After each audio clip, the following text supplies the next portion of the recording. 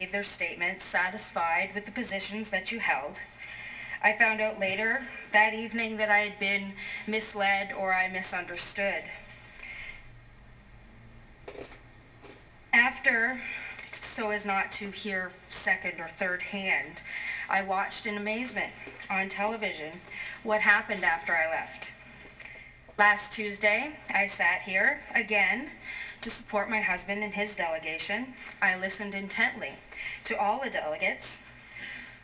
While I suspected that the council was taking us down a dangerous road, it was confirmed over and over again. The town of Fort Erie is damaged, its reputation tarnished, and we might just be in a world of trouble here. A report submitted by Helen Chamberlain spelled out that the next move has to be, we need to come up with a contingency plan to set aside money for any potential litigation that may arise from council's actions the week before. Mr. Keenan, a lawyer, said that he is going to present a case law that would mean that the Molineros could not win. Don't worry. Well, as I see it, it doesn't matter if they can win or not. The town will still have to defend itself. And the last time I checked, it costs money and rarely comes cheap. The report that compels me to be here tonight, 6.9% over the next 3 years. For what? We, the taxpayers, will have to pay an additional 20.7% on our property taxes. And when all is said and done, I'll have nothing to show for it. I need you to get a handle on who that affects. Who pays property taxes in the town? Every single landowner. Now, that's not everybody in town. Some are renters and leasers, but wait, they will have to pay. I know that if I was a landlord, unless I was extremely philanthropic and independently wealthy, I would pass these costs on to my tenants. How much are we talking about? I don't know what your taxes are. I don't know what the cottage owner's taxes are. I do know what mine are. And in case you missed my email to you, that represents 2 weeks' grocery budget. I can guarantee that my boss is not going 0.9% raise every year to cover that loss. I sent an email to all the councillors at the same time so as not to have to copy and paste and change little things. I was not surprised that Bob was the first to get back to me. In fact, I was sure that he would respond like a responsible representative should. I was shocked to the core at his response, or lack thereof, and have still held out hope that he or one of the others would answer me. Here we are 6 days later, and I've wasted way too much time and emotion on this. I guess I'm really not a person in Fort Erie. I certainly am not getting any representation or respect. The mayor hit the nail on the head last week when he asked one of the delegates what it's like to not be a people. And to answer your question, sir, it feels pretty crappy. My questions to you are as followed. How much is too much? Who are these people that want you to do this? I am not one of them, and I have certainly not been able to find an overwhelming majority that do. How can you claim to be pro-development when your actions prove the exact opposite? Is it more important to do what is right over what is wanted? And in business, would you base decisions on uneducated opinion over that of fact or law? Your job, as I see it as councillors, is to represent all of your constituents. Make the best decisions possible for the people of Fort Erie, and to use the experts that the town has hired to provide you with their educated opinion, fact, or law to form those decisions. Can you honestly say that 20.7% is a good decision to appease one ward in a town of 6, keeping in mind that I live in that ward? If you look at those numbers, the answer is clear. If I as a mother conducted myself this way, my kids would eat nothing but chips and cookies. They'd never have to do their homework, and they would never have a bedtime. As a mother, I have to make the unpopular decisions. I have to do this because it's right over what they want. We came to Crystal Beach in 1999. I take a little offense to those telling me that I haven't lived here long enough. I have waited for over a decade for the revitalization that was promised when we moved here. Reneging on this deal to cater to those that would rather keep Crystal Beach depressed is criminal and costly. Some people need to wake up, get with the times. There's a place for nostalgia. It's called the Fort Erie Museum. I hate to break it to you, but there are a great number of us that live in the beach that are more than happy to embrace the change. Excuse me, I've been coming down with something and I'm losing my voice.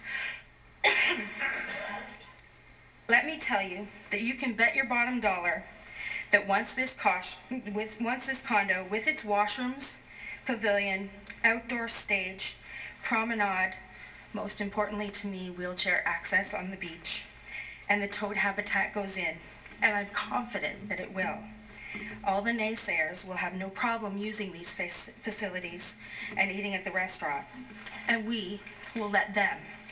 Lesser people would not. Thank you very much. Are there any questions of the delegation? Councillor Steckley. Thank you, Mayor Martin, through you to Ms. Antea. Ms. Antea, you mentioned that you sent an email off to all members of council. Yep. And that I was the first one to respond to you. Yep. Can you tell me, did I insult you in my response to you as you did to me in the original email? Yes. Can you tell me what that insult was? Well, actually, it was more of a disappointment, to be honest with you, Mr. Steckley. I have, for many years, respected you as a person. I have come to be able to infinitely disagree, or agree to disagree with you on this proposal. However, starting last summer,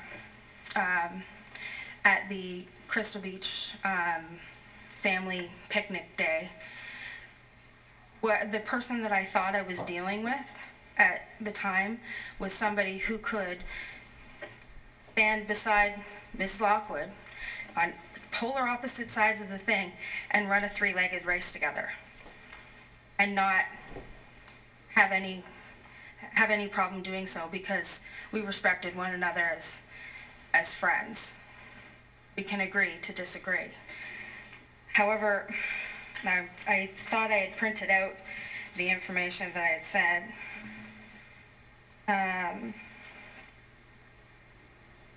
I can't find it at the time, so I apologize for that. If you have it, please. Can I ask you, did I threaten your reputation in my response to you as you did in the email to me? I don't think that I did any harm to your reputation, sir. You threatened my reputation, said if I didn't respond to you, yes, in one day, you were going to destroy my reputation. That's a threat. Did I do that to you? I said I would make it my mission to destroy your credibility. And quite frankly, Did Bob, I do that to you? Councillor, I don't want to get in an argument Bob, here. can I finish? Yes. I didn't do that to you. Your response back to me did that yourself, and the rest of the councillors that didn't respond at all, they did that to themselves. I didn't have to do anything. Hey, Councillor, I don't want to keep going down that path. I think it's been asked unanswered.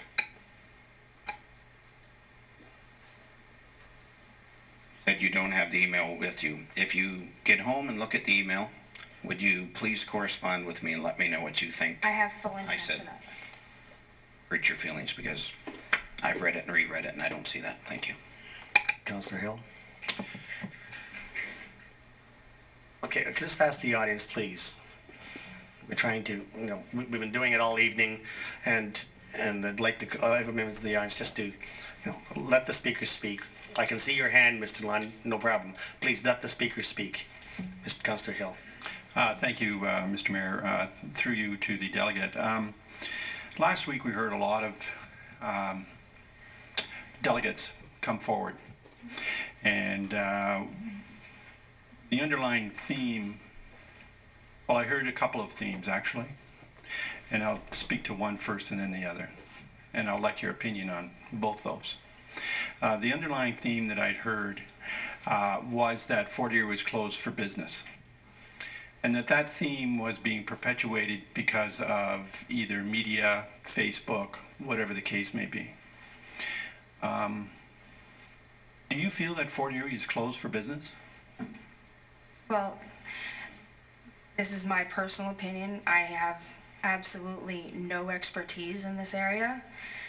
I have only what I could go on, and that's the number of people who paraded through here today and last week that have said, yes, Fort Erie is closed for business if you do this. Is that a theme that you would want to see perpetuated throughout Fort Erie, either through its delivering of that theme through media, delegations, Facebook?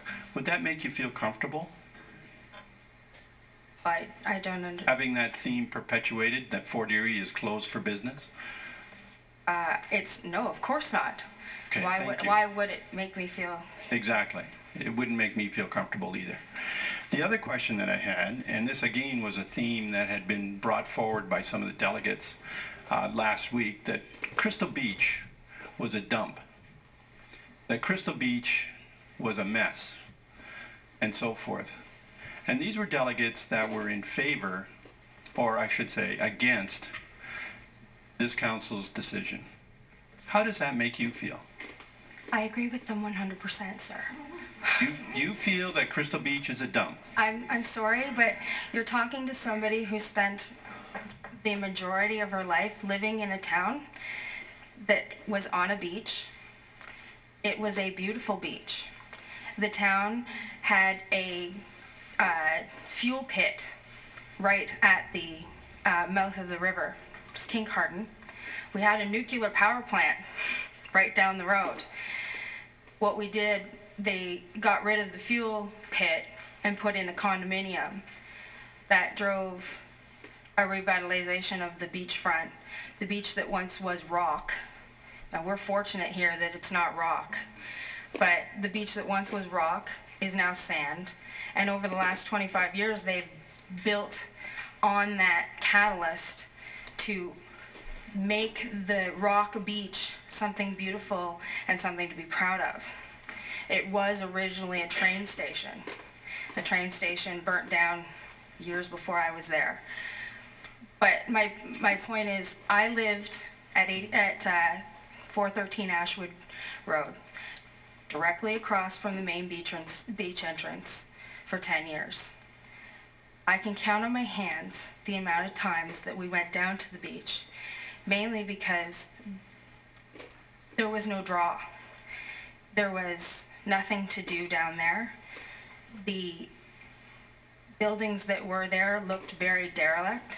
I give the cottage owners that are living on the hill a lot of respect, because in those 10 years they started to improve the facades of their buildings, and that was very helpful. However, the town-owned portion of the beach is a dump. I'm sorry. There's nothing that you can say to change my opinion on that.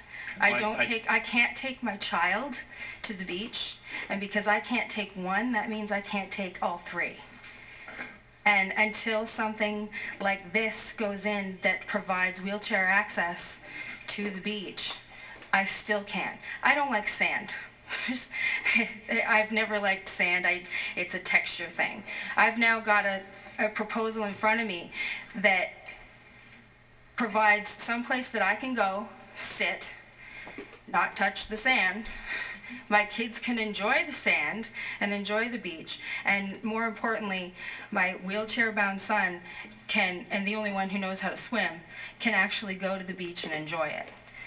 And to tell my kids every year, I'm sorry, we can't go to the beach because I can't get one of them there, and I'm not taking two of them and leaving the other one at home, that's not fair.